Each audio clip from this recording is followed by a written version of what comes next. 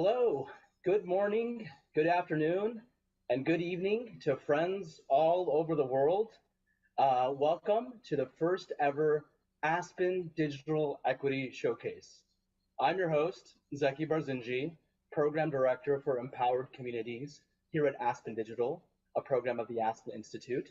We are so excited to have in the audience global leaders in social impact, tech innovation, digital equity, and community development.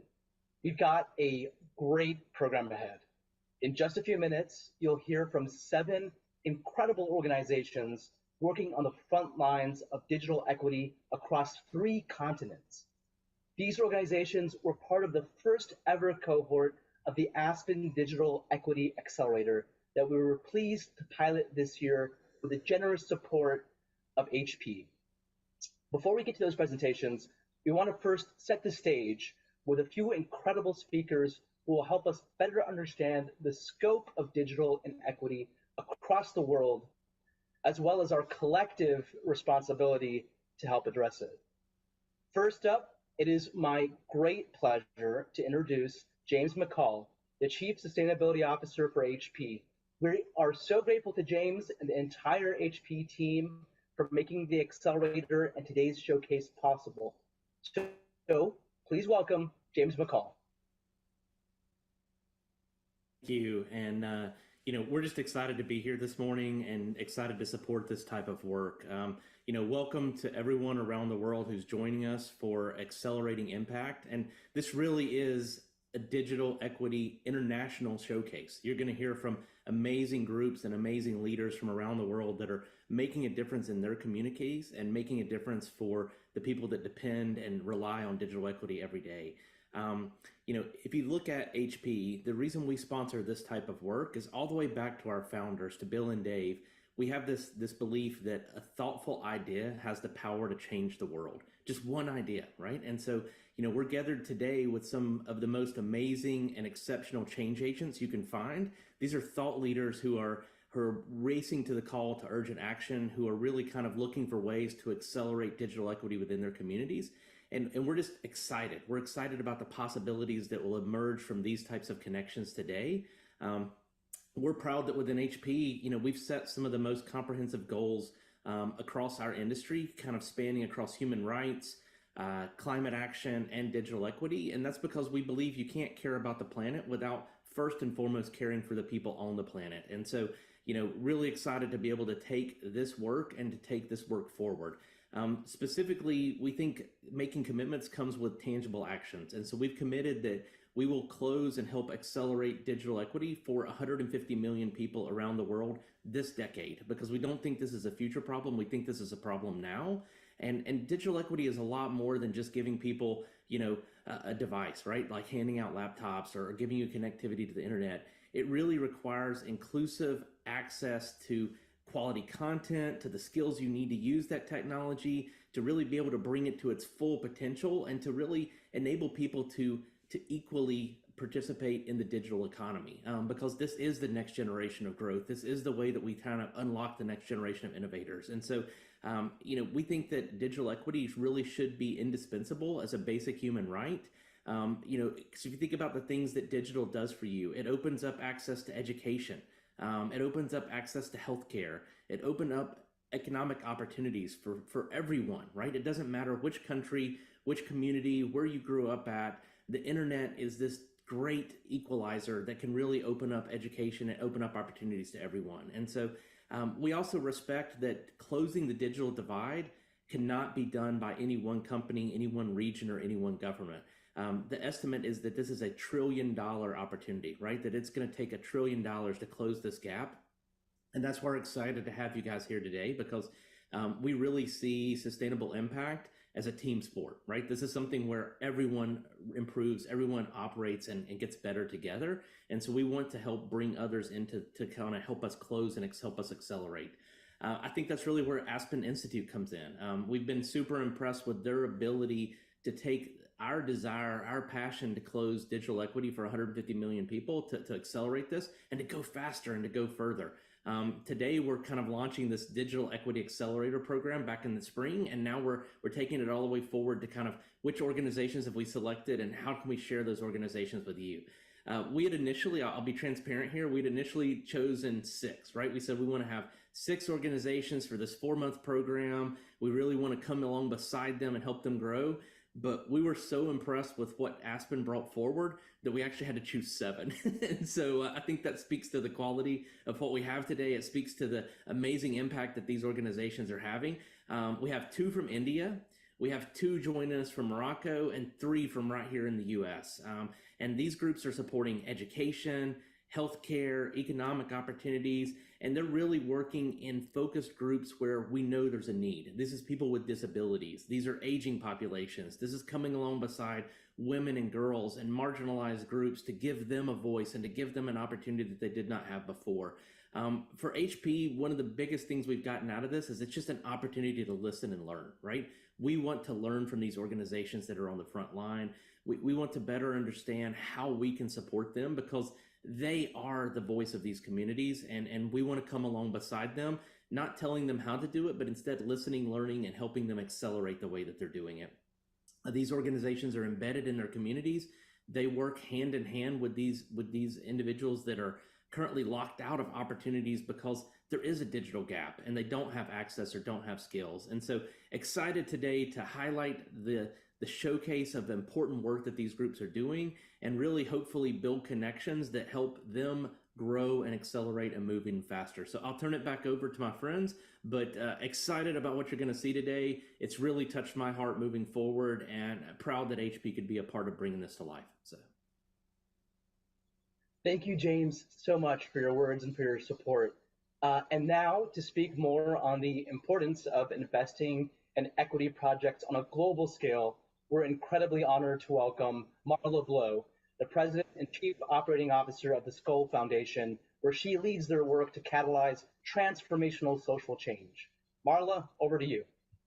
Thank you so much. Good morning. It's a pleasure to be here. I'm Marla Blow, and as mentioned, I'm the President and Chief Operating Officer of the Skull Foundation, where we've been funding social entrepreneurs and innovators for over 20 years, right? And this critical conversation that we're having here on digital equity is front and center on our minds as we go through and continue to focus on the transformational work we want to see in the world.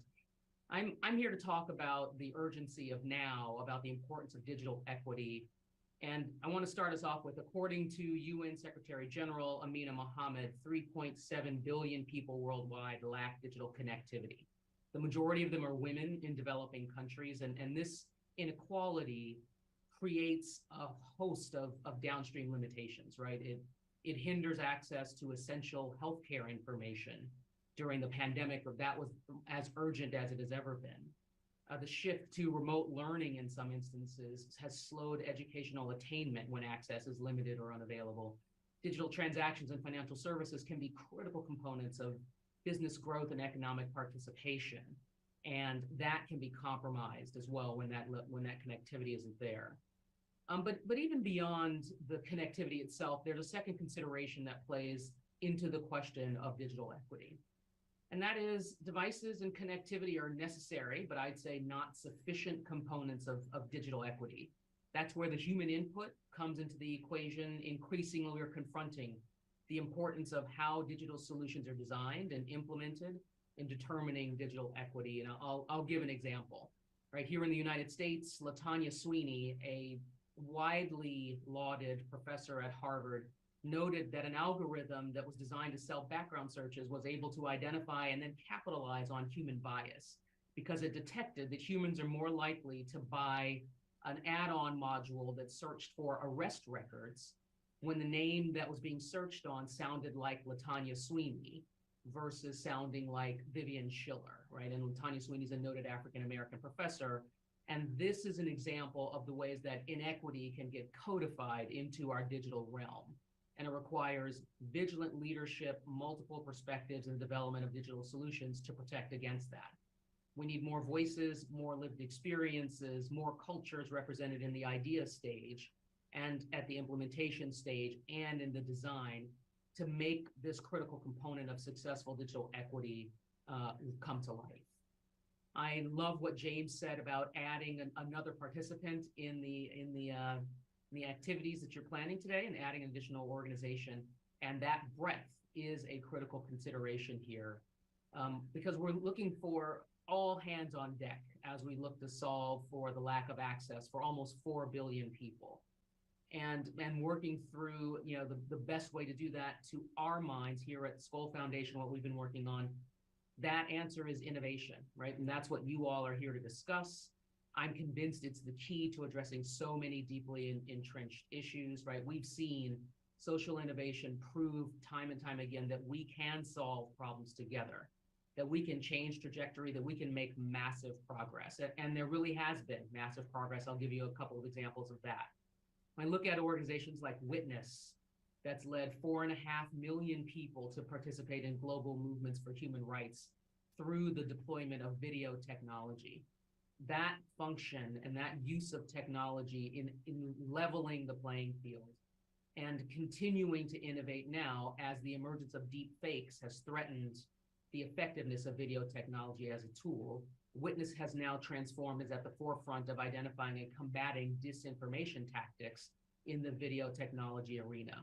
That kind of commitment to digital equity is what gives us all of the enthusiasm in this innovation space. Let's look at an organization like Brazil-based Nosas, right? Nosas is a network of activism and civic engagement focused on safeguarding democracy and pressuring government leaders to build a more equitable Brazil. Nosas has mobilized 1.6 million people, driven 120 changes in public policy through technology tools, right? They've created a platform called Bond that enables activists to create websites without the need for the technical understanding of how to do so. They've built a feminist chatbot that engages through Facebook Messenger to safeguard women's rights. And when I see those kinds of activities, I get incredibly excited and enthusiastic about the potential for innovation to drive change. But at the same time, right, that problems are larger and growing faster than the progress, and that is where we need to interrupt, right? When we look at displacement, 100 million people displaced around the world, 16 million of them just displaced since the start of the war between Russia and Ukraine. 40 million more people are food insecure in 2021 than they were in 2020, right? These statistics and many others like it highlight our call to action now. It points to the urgency of now. This is why we have to get your engagement, stay motivated, and keep focusing on the potential and capacity for human goodness and creativity to solve these problems. When I look at the opportunities to collaborate and I see a technology company called Venita that focuses on maximizing social impact, not just profit. With their funding model from subscription revenue, from public sector grants with government relationships, and through private philanthropic dollars, Venita is an example of sitting at the nucleus of a collaborative ecosystem that enables access to information for marginalized communities in education and literacy, human rights and poverty alleviation by creating software for social good. Then that's where all of you come in. You're joining this ecosystem, you're a part of this work, right? When I look at the work that you're doing and read about the organizations that you're building, it gives me the excitement and the motivation and makes me think about the future and see the brightness and the possibility. When I think about organizations, I'll share one more that I absolutely love. We fund an organization called MyAgro that pioneered a text-based prepayment system that works at the intersection of online and offline worlds through a novel scratch card system that enables farmers in Mali, Senegal, and Tanzania to prepay for seeds, fertilizer, and training. And that program produces 50 to 100% higher crop yields for smallholder farmers, the majority of whom are women. And when I look at that organization that's already served 115,000 farmers, and they're setting an ambitious goal to reach 1 million farmers and transform lives, I think about the way that technology, that digital equity is at the center of what they provide. And that similarly is where you all come in and where I'm looking forward to adding your names to this list of organizations that excite us about what we're seeing in the world. So by sharing this perspective, right, by sharing what motivates me, by sharing my optimism for the opportunities ahead, I hope I'm leaving you in this conversation with the energy and confidence that comes from knowing you are in the company of great innovators as you embark on this work. keep pushing even when it's hard. Maybe I should say push, especially when it's hard. We need you, and I look forward to living in the much more equitable digital world you're creating through the efforts and creativity you're bringing to the table. Thank you very much. Thank you so much, Marla, for those very powerful words and for your incredible leadership. In selecting this year's first ever cohort of nonprofit organizations, we were very intentional about choosing a group that was as diverse as possible, not just geographically, but also when it comes to the communities that they serve. We know that digital inequity is intersectional and that exclusion can be especially compounded for populations experiencing multiple forms of marginalization.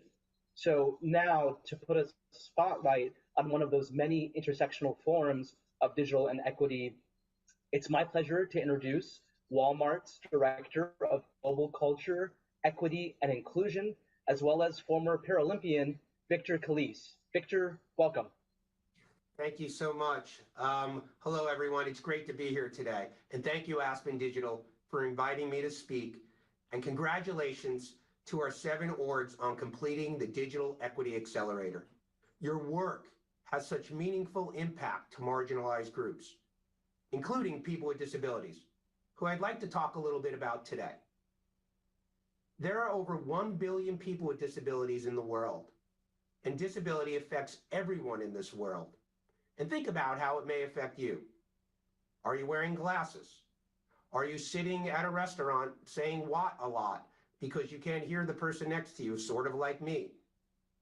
Do you have a brother, a sister, an uncle, a grandmother, a grandfather, a parent that you are taking care of because they have a disability? Have you ever broken your arm or your leg and had a temporary disability? If you have, you've been part of this group. If you haven't, you will at some point in your life. So that shows that disability is not an anomaly. It really is intersectional. It crosses every gender. It crosses every race, sexual orientation, religion. And disability is an identity. I am a person with a disability. I do use a wheelchair, and I am proud to be a person with a disability. And if we think about the pandemic, everyone was disabled in some way, shape, or form. You weren't able to get the goods and services you wanted. You weren't able to connect with the people that you wanted to, and you couldn't go around the way that you wanted to. So disability is around you every day. And there are many things that you use on a daily basis that was made for people with disabilities. Did you use a keyboard today? Well, that was all developed in a typewriter or a person in Italy for a person with a disability. Voice to text, made for a person with a disability. You ever walk on the street and get to a corner and get to a curb cut, which I could never get on because there's so many non-disabled people there. Automatic doors, I know I appreciated them and not touching doors during the pandemic. Audiobooks, and everything that a Gen Zer is doing when they're streaming their video is captioning, all made for people with disabilities. I want to talk a little bit about the medical model and the social model. There's a medical model out there that focuses on normalizing disabilities so they fit into society. How can we fix a person with a disability? How can we cure them? And the emphasis is not on what we can do, it's what we cannot do. And the social model is what people with disabilities use all the time, is disability is a social construct. If we remove barriers, we can empower people with disabilities. And how can we enable all people, including marginalized people, to reach their full potential and focus on what we can actually do? There is a digital divide between many people, but it's worse for people with disabilities. People with disabilities live in poverty, and access to services is not easy, especially in this digital age. Access to connected devices, access to the internet, access to website, social media, and apps are largely built with inaccessibility. And digital literacy for older persons and for people with cognitive disabilities. I've seen poverty play out in my former work as commissioner in New York City. And this poverty played out specifically and mostly in housing, education, employment, and transportation. But the COVID pandemic really exposed even more. Food insecurity, access to the internet, access to care, and access to education. I want to talk about two areas. Education. Everything moved online, and people with disabilities, kids with disabilities, didn't have access to their related services such as occupational and physical therapy, and we had to make sure that they were able to get that. So when everything moved online, formats weren't accessible, so we had to find the right accessible format for these kids with disabilities and be able to get that to them. Kids with disabilities across the city, yes, in New York City, didn't have access to the internet, didn't have access to connected devices. And we supplied every kid with a disability, regardless if they were in our Department of Education or not, with the tools they needed to get access to these services. And food insecurity. It happens, and we even heard it earlier today, and you may see it, you may have experienced it. During the pandemic, it was even worse. People didn't have access to accessible transportation. They were afraid to leave their house because of underlying conditions. So what did we do? We moved everything online. And we quickly found that our formats weren't accessible. We had to readjust that accessibility, put out accessible websites, and really add a call-in number so people were able to get it. And designing with inclusion is important. And making sure that it hits the marginalized community is important as well. So you need to keep a bunch of things in mind. Bring all lived experiences to the table. The Convention on Rights of Persons with Disabilities talks about not leaving anyone behind. Don't leave anyone behind. And make sure that the digital products you are putting out there follow web access guidelines, because they largely do not. Make sure your social media is accessible with alt tags and captioning. Municipal Wi-Fi. We need to be able to get to that, because the internet is not a luxury. It is a necessity. And I'm going to leave you with this. Representation matters. Engage people with disabilities in every step of the way. Remember, I talked about bringing all lived experiences to the table, and that includes marginalized people. And make sure that you pay people with disabilities as consultants. You may be using consultants somewhere else, but make sure people with disabilities are included in that. And hire people with disabilities. People with disabilities use your products. They should be reflected in the workforce that you have, and make sure you pay them as well. At Walmart, our goal is to become the most accessible omni retailer in the world by making sure our products are accessible, the things that we sell are accessible to our customers, and make sure that our associates are supported so they can thrive as well. I want to congratulate you on completing this, this Digital Accelerator, and I am happy that I was able to present, and make sure you include people with disabilities along the way. Thank you, everyone. Thank you so much, Victor, for your incredible remarks and for highlighting just how deep these challenges can run. As you'll hear from our nonprofits in just a few minutes, learning how to intentionally design with accessibility and inclusion baked into the process was a big part of the learning journey for our cohort. So now let's move to our final speaker to share just a little bit more about the philosophy that drove our work here at Aspen when it comes to the accelerator. I am beyond thrilled to introduce our very own executive director of Aspen Digital and the world's greatest boss, Vivian Schiller. Vivian, over to you. Okay, you can have the raise, Zeki. Hi, everybody. Really, thank you so much for joining us here today for our Digital Equity Showcase. As Zeki mentioned, I'm Vivian Schiller, Executive Director of Aspen Digital.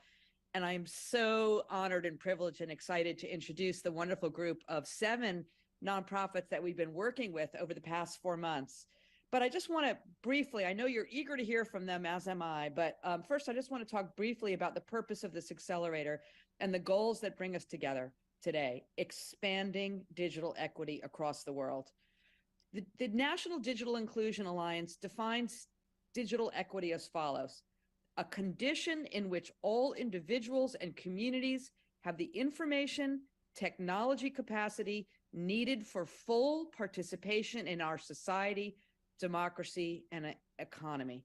Let me repeat that last part again. Full participation in our society, democracy, and economy. And we're here today because for so many, far too many, this condition is not a reality. This is true all over the world, but also right here in the United States. You know, we here in the United States like to think of ourselves as the world's hub for innovation, and we certainly are home to a lot of incredible technology leadership. Yet right here, 16% of adults, that's more than 40 million people, are digitally illiterate, meaning they can't effectively navigate digital tools to perform simple daily tasks. And over 150 million Americans still don't have access to broadband internet. Turning to India, it's the home of the world's fastest growing IT industry. And yet at the same time, nearly 500 million people cannot access anything more than the most basic services, usually via feature phone. Morocco has been a standout success in the MENA region, increasing its population of internet users by 20% in just the last 3 years. And yet, digital adoption is constrained by gender. Only about half of women using the internet in Morocco by late 2020, compared to 79% of men. Rural and indigenous communities are almost completely cut off. Everywhere we look, digital progress is accompanied by a growing digital divide. To address these disparities, we have to think globally while supporting locally. That is the ethos of this Digital Equity Accelerator. So this year, after an extensive application process, we selected 7 really wonderful, ambitious nonprofits from 3 countries, the 3 I just mentioned, the United States, India, and Morocco. We supported the scale of and provided a forum for learning that might help accelerate digital equity worldwide. But as Marla Blow mentioned just a few minutes ago, it's not just about giving someone a device, it's about so much more. These groups represent that full 360-degree approach to digital equity. Their work is as diverse as their origins, yet they share a mission to address large-scale challenges. Whether here in the United States, it's tackling the nearly 2 million immigration cases on backlog, or the 330 children with special needs in the state of Karnataka. They are united by their desire to accelerate equity through innovation and community empowering solutions. Throughout this pilot year of our accelerator, our philosophy has remained consistent. Achieving digital equity is most possible when the people on the front lines have what they need to support their communities. People coming from within a community know their challenges better than anyone else. And the best thing that we can do is to give them the tools, the support, and the training they need, and then get out of the way. The 7 organizations you're now about to hear from embody that spirit to their core, and have spent months expanding their projects and preparing for today's showcase. We hope that you will take their presentations as an opportunity to better understand how broad the problem of digital equity truly is, and how we can all together accelerate the work of those closest to solving it. So without further ado, let's get to the showcase. Thank you, Vivian, for that fantastic message, and to all our speakers for helping us set the stage. And now, to kick us off as we get to our actual showcase, please welcome Posey Chen from Mobile Pathways in the United States. Hi everyone, my name is Jamal and I am an asylum seeker from Cameroon. A few years ago, I thought my life was over. I went to the courthouse with some friends to protest for the release of opposition party members who were unjustly detained by the government. And while I was there, I got arrested too. For several days, I received all kinds of inhuman treatments. My hands and legs were tied together, and I received beatings on the sole of my feet with the flat part of a machete. I honestly thought I would not get out of there alive. With the support of my family, I was released and had no choice but to leave the country immediately. The only thing I had on me was this mobile phone. I traveled throughout Central America and ended up stuck at the US-Mexican border for months. I was then lucky to come across a legal aid nonprofit called El Otro Lado, and through them I could receive legal text on my phone which helped me to apply for asylum in the US. At the time, I had no idea Mobile Pathways was the one making this text reach me. And without further ado, I want you to meet the wizard behind the curtain. Please Meet Posey.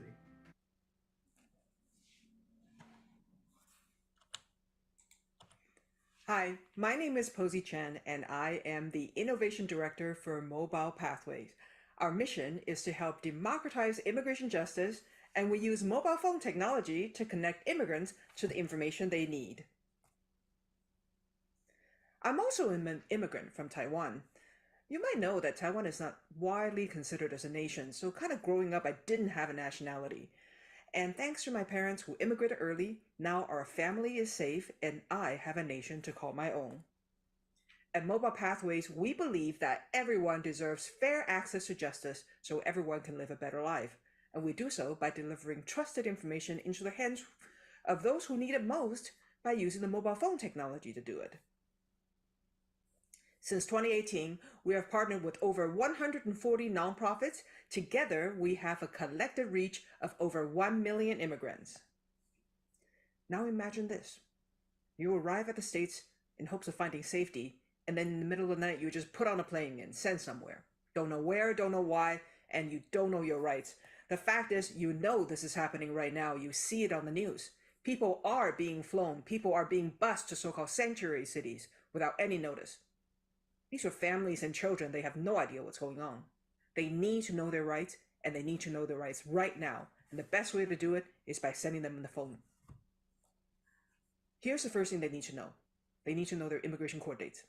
91,000 people per year gets deported simply because they miss their court dates. And the reason is because the government does not offer any digital update services to immigrants, not even an email update. They send paper notices in mail. No wonder people are not getting notifications. The other fact is people don't have legal representation, so they don't know the consequences for not showing up. That's why we created Hola Asistente. We send SMS messages that work well on all levels of mobile phone technology to make sure equitable access to information. Once someone signs up, our program will digitally monitor their court case and then send them SMS messages through Twilio on their phones. And we also send them videos. These are multilingual vetted content that are created by lawyers that will help them to navigate.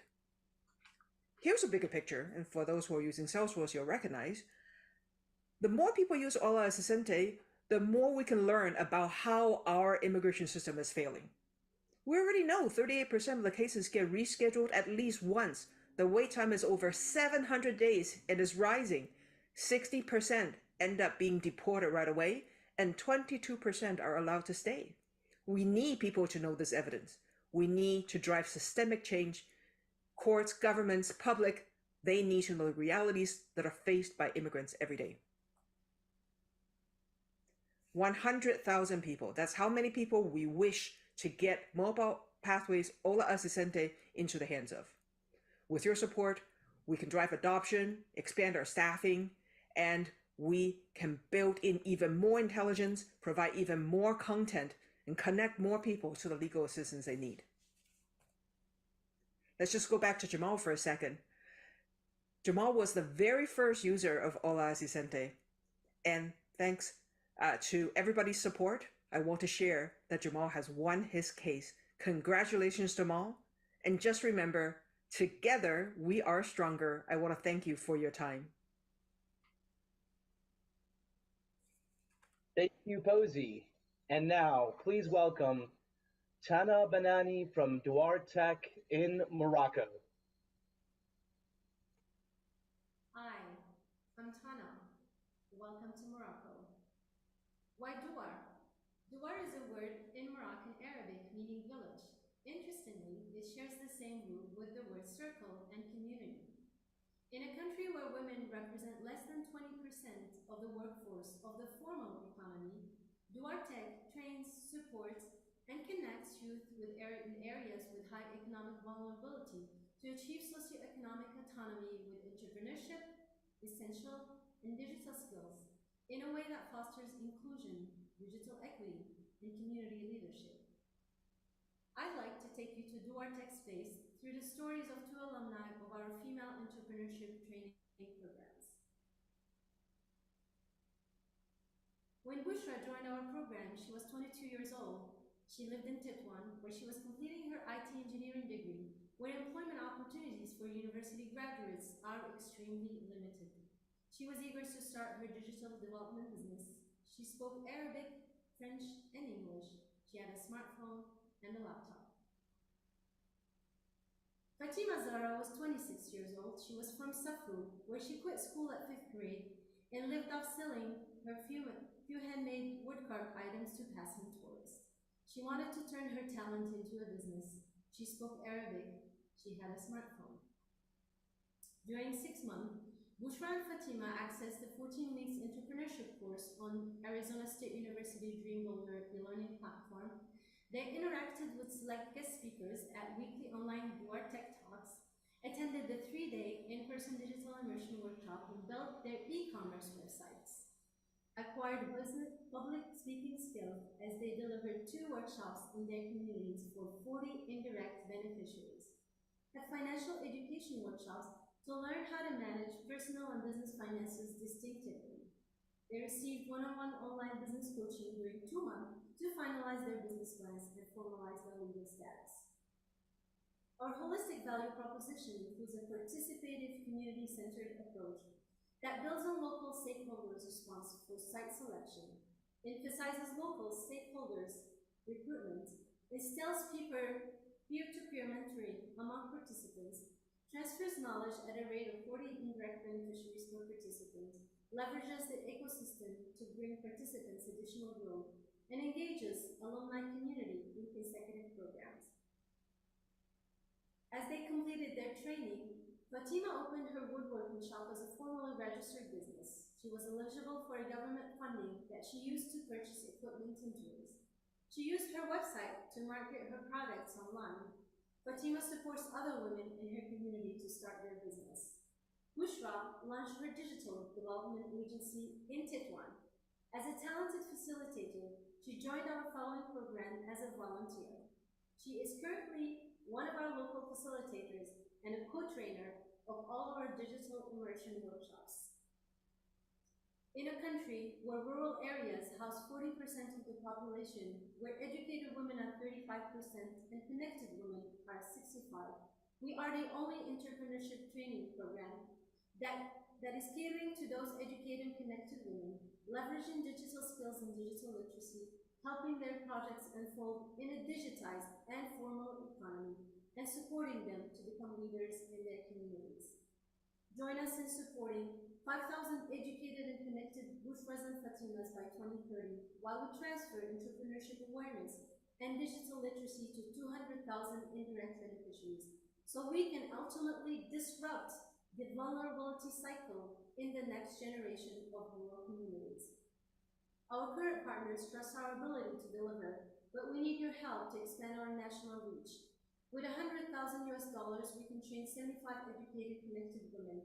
With $50,000, we can structure our impact measurement and assessment, which will improve our access to future partners and additional youth beneficiaries. With strategic advisory and mentorship, you can help us design new programs addressing the needs of other disadvantaged groups. In which way have you chosen to become a digital equity changemaker? Thank you for your attention. Thank you, Tana. And now, please welcome CC Joseph from the Fourth Wave Foundation in India.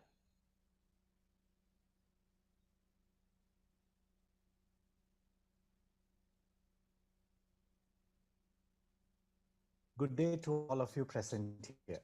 I am CC Joseph, Director of Fourth Wave Foundation, which works on the inclusion of children with disabilities into mainstream government school. And you have Akshita with me, who will be interpreting this in sign language. Let me introduce you to Lakshman. Lakshman is a child with disability who was brought to Fourth Wave Foundation as he could not access school or education. Lakshman was one among the 330,000 children with disabilities in the state of Karnataka in India. And out of them, only 1% complete primary education. 99% of children with disabilities don't complete their education, primary education. which made us ask the simple question: what prevents children like Lakshman from going to school or accessing their right to education? Out of many, our experience shows 5 major components that prevent children with disabilities from complete their education. Starting with mindsets and perceptions, to welfare schemes and social services, to the challenges parents and teachers face, and to what the community puts in front of them. Fourth Way Foundation, over the last 12 years, have been working with children with disabilities and has increased the enrollment of children with disabilities within government schools from the traditional 1% to 21%, which is an increase of 2000%. Our work within the communities is a testimonial to the success of working and changing the mindset of people. We have the community participation is at the maximum, which helps or which believes in the right of enabling access to children with disabilities. But we find a gap is where the welfare is not reaching the last line, or the gap is in bridging the last mile of delivery of healthcare and benefits for children with disabilities into their homes and schools. We believe the next phase of work will be the need to focus on bridging this gap. If we address this by building capacities at the grassroots, all other challenges of access to education get automatically addressed, and children with disabilities will be catapulted into the schools. We propose a model of online learning system designed to reach 6,000 panchayats in Karnataka. Panchayats are the last line of governance mechanism in India. We propose to work with 10 community trainers in each panchayat. These trained set of community workers will be mapped with children with disabilities within the panchayat to journey with families and schools of children with disabilities, ensuring their social and welfare schemes are availed and supporting their mainstreaming in education. Why the online learning system? In the last 12 years, Fourth Way Foundation has been able to reach 1,200 teachers, 5,000 schools, 500 panchayats, and working directly within the panchayats and schools, impacting the life of 60,000 children with disabilities. This was achieved over a decade. And at this pace, reaching or 62,000 schools within 20 years. That is why we propose an online learning system, a platform which is most cost-effective model in addressing speed and need to ensure that no child is left behind. In a period of 5 years, this project will succeed in enrollment of all children with disabilities in Karnataka into the local schools. We request you to partner with us so children like Lakshman can go to school. Today, Lakshman has finished his primary education. You can partner with us through technology, partner with volunteers, connect us with others who might be interested, partner with hardware, and various other ways which we can discuss in the booth after this presentation. Our ask is very simple. Over a period of 5, we can be able to enroll 330,000 children of disabilities into schools. This will be their first step to a future of self-reliance and dreams. Join us.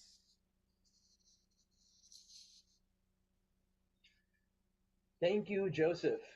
And now, please welcome Jordan Carr from the Oasis Institute in the United States. Jordan?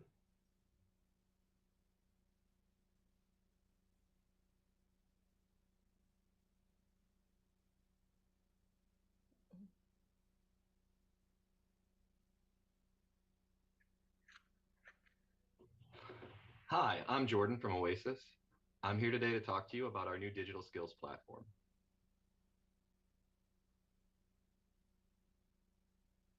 21.8 older adults are not online currently in the United States. And millions more say that they need assistance to properly use online tools. So over 40% of the older adult population isn't online, and a large chunk of the population that is online needs some help. So technology education is extremely important. What are the issues that this can cause for an older adult? A big one is social isolation. And we know the effect of loneliness on someone's health is the same as smoking 15 cigarettes a day. It also leads to lower levels of physical and mental health, quality of life, well-being, and even shortens your lifespan. So it's extremely important that we address this problem. We also know that many people don't use phone calls as their primary mode of communication anymore. And without access to the internet, things like email, social media, and smartphone apps, people may end up feeling left behind. A couple other issues that we really try to address with our work at Oasis.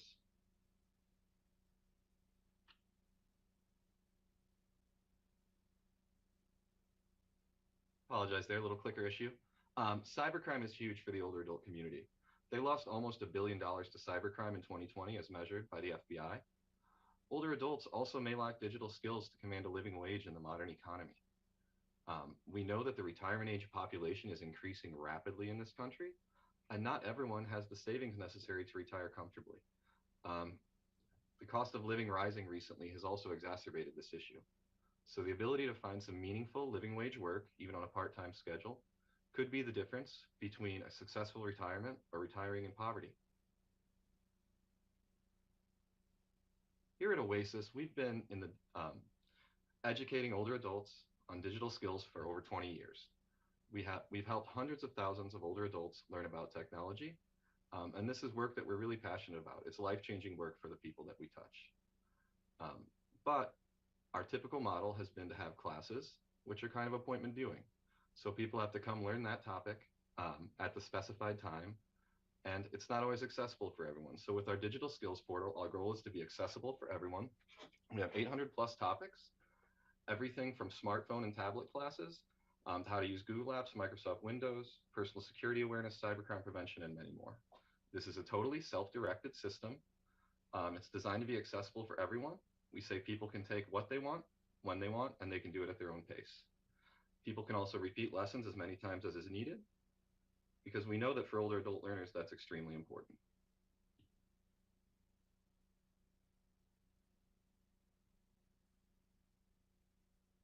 So phase one of our implementation plan, which is kicking off this week, is to create labs at Oasis sites across the country to gather some end user feedback.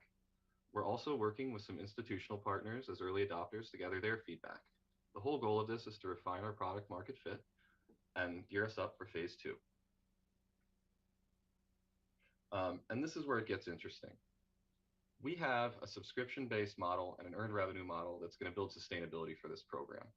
Our initial price for an institutional partner is going to be $999 annually, although that could change a little bit based on early adopter feedback.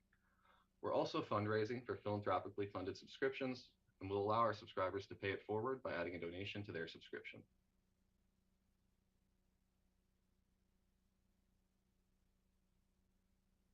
There's a lot of things we're going to look at to measure success. One of them is completion tracking, the number of lessons completed on the system. We're also going to have a very in-depth survey that's going to track progress, participant satisfaction, anticipated learning outcomes, and even future topics of interest. And we are going to monitor consumer behavior and traffic patterns using Google Analytics to make sure that it's as accessible as possible and people are able to use the platform in an efficient way. So thank you very much for listening to my presentation. Now is our ask. And our ask is very simple. If you scan that QR code, we'd love to have your email.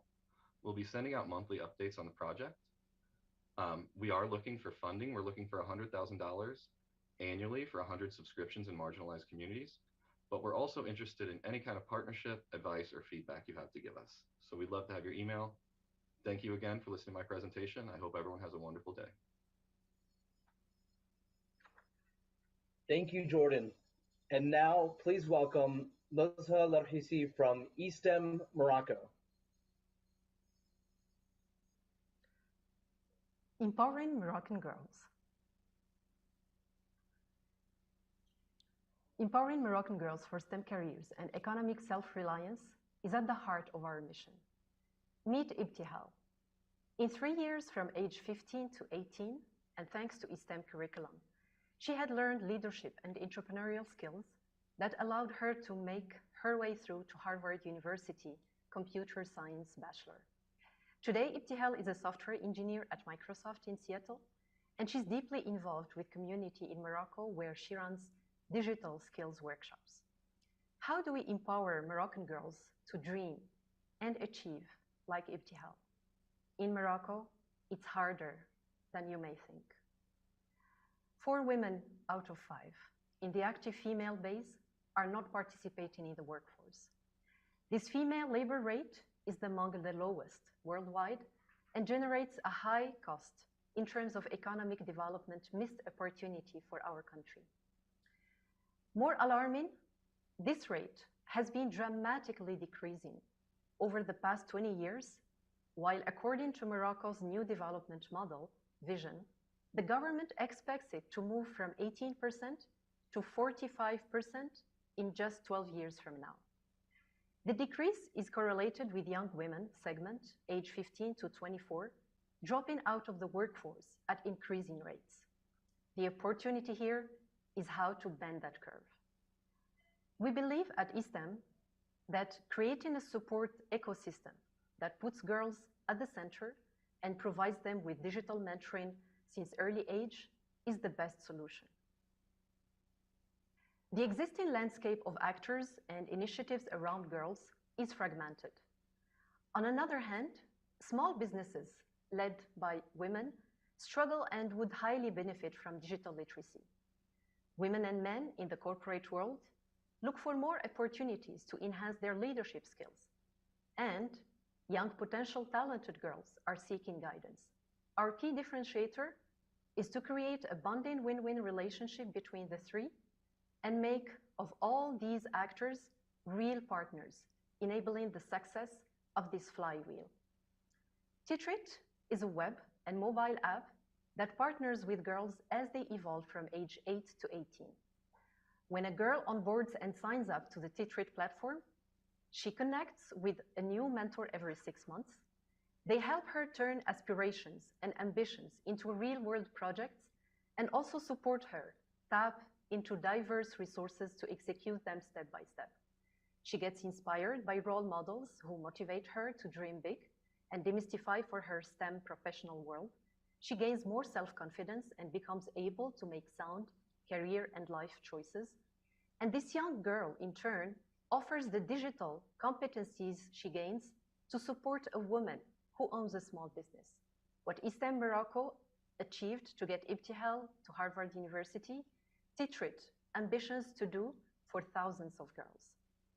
In almost a decade, STEM has been inviting teams of girls around Morocco to own real-world community issues and learn, then apply digital skills needed to solve them. We have the longest field experience working exclusively on girls' issues in STEM since our inception in Tech Women. And we had the honor to partner with Michelle Obama's Let Girls Learn initiative. We commit our know-how to succeed our vision through strategic partnerships. And we are able to source large numbers of mentors, female entrepreneurs, and girls, thanks to our 3 strategic partnerships with We4She Collective, the Ministry of Education, and ODCO Agency.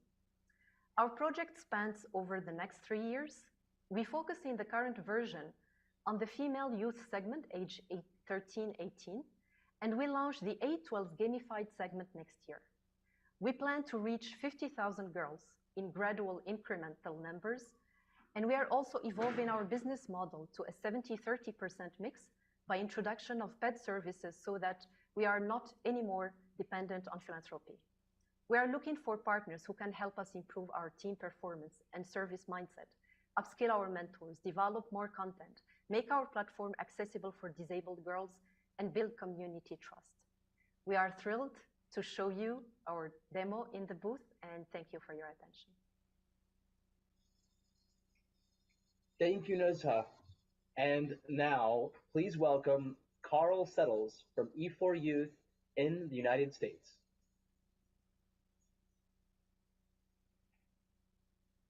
Hello, this is Carl Settles, and I'm here to talk to you today about what once was.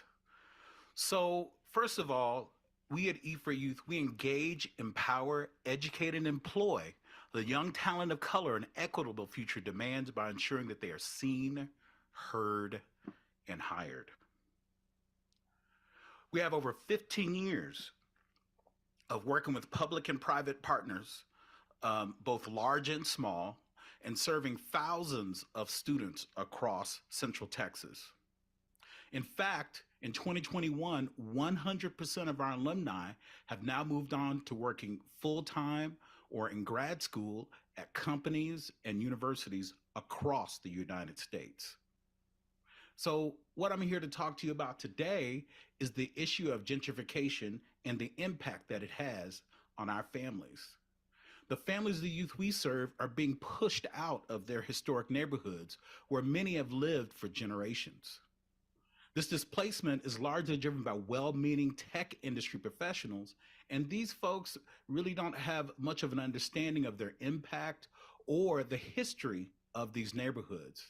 And this contributes to these Black, Indigenous people of color feeling largely under-resourced, being largely under-resourced, and oftentimes feeling invisible in those neighborhoods.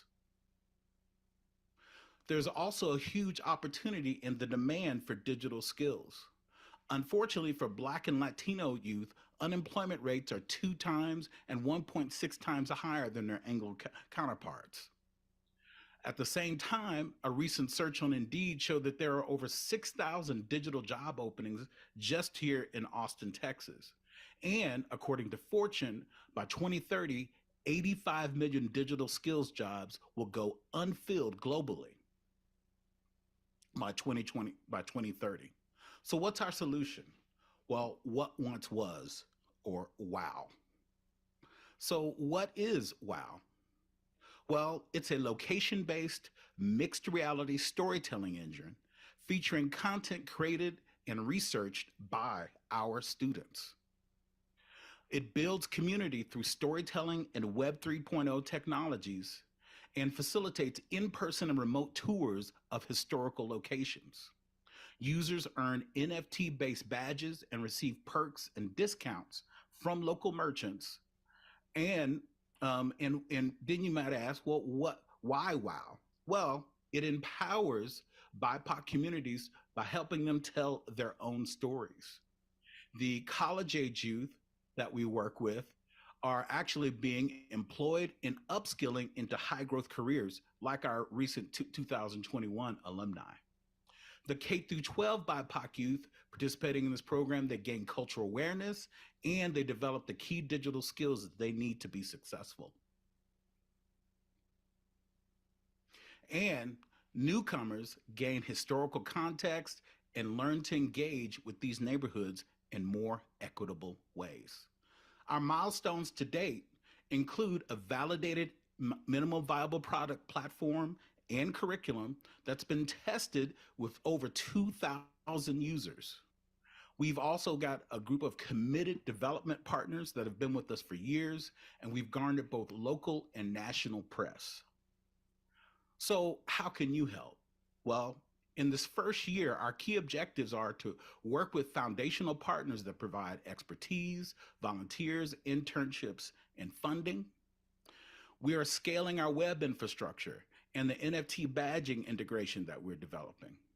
We're tweaking and expanding our user experience design, our mixed reality content, and site functionality.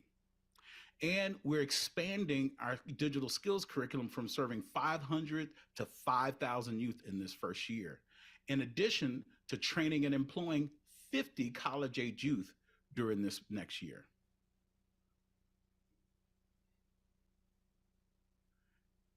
And I had a five-year layout in the ask, but that's not in the slides. But we want to impact 200,000 youth in 20 cities over the next 5 years.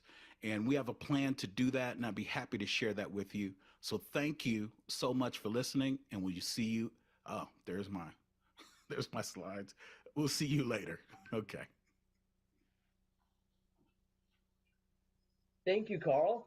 And finally, to close us out, please welcome Vanita Venugopal from the Digital Empowerment Foundation in India. Hi, I am Vanita, representing Digital Empowerment Foundation, India.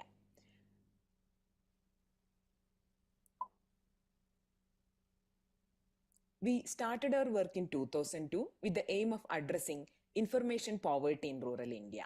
DF has a wide reach among rural populations in India through our grassroots entrepreneurs, whom we have equipped with digital devices, connectivity, and skills.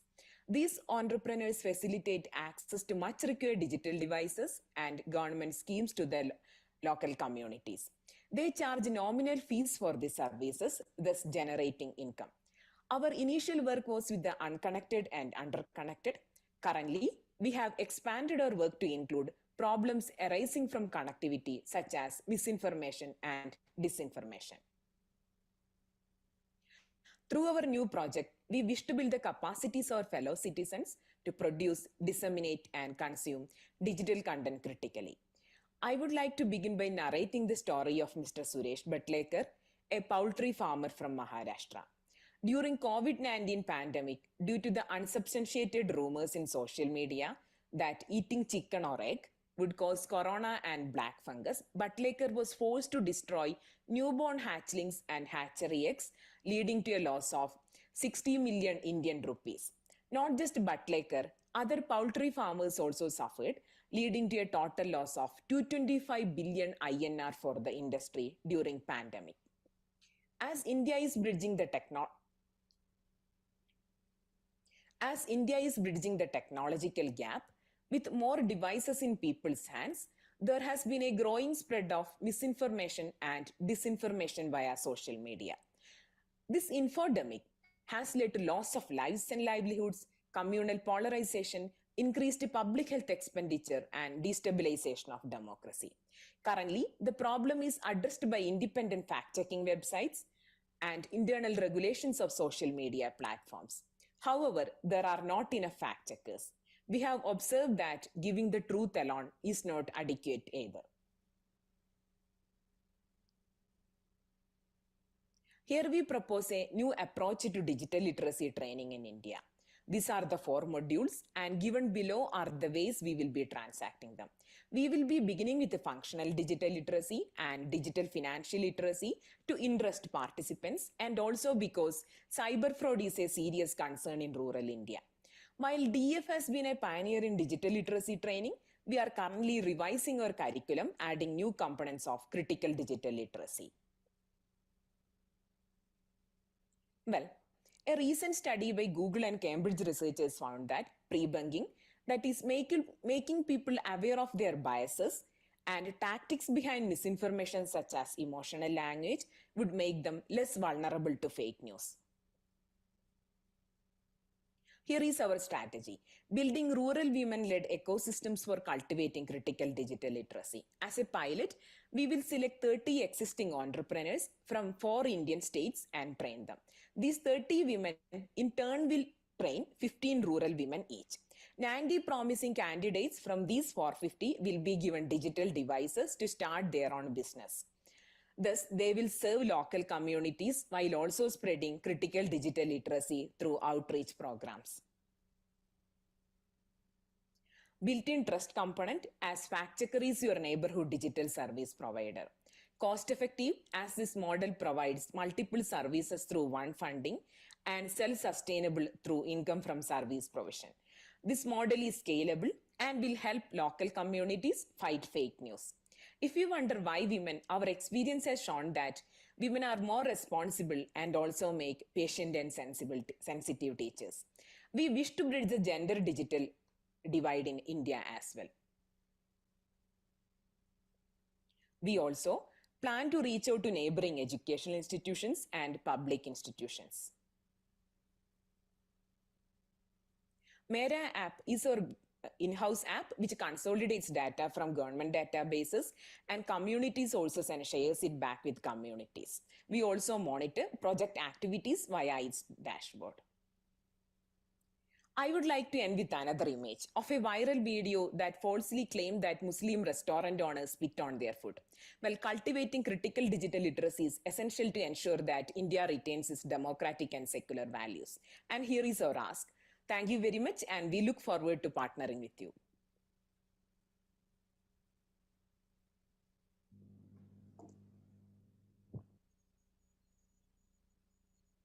Thank you, Vanita, and thank you to all our organizations for their incredible presentations and groundbreaking work.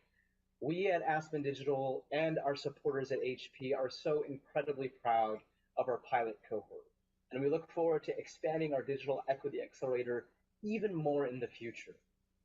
In particular, I want to thank Hazami Barmada, our project lead, and Andrew Keller, our project manager, for the incredible work in putting this all together. I also want to thank Jennifer Atala, our previous project lead, for her work and contributions. Thank you also to the mentors and advisors who have helped guide and advise our cohort throughout this program. And of course, thank you to HP for so generously supporting the accelerator through both financial and hardware contributions that have helped these organizations scale their efforts like never before. To all of you in the audience, we are incredibly grateful to have you join us for this session, and we hope you will reach out to the organizations you heard from today to offer feedback, more questions, and even share opportunities to help amplify their work. We at Aspen Digital also appreciate your feedback and partnership, so feel free to reach out to us as well. Thank you very much, and keep doing all you can do to make our world a little more equitable every day. Thank you.